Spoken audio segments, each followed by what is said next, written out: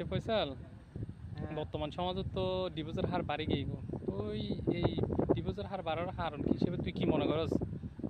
কারণ কিনো জানত না ভালোবাসা আর কি।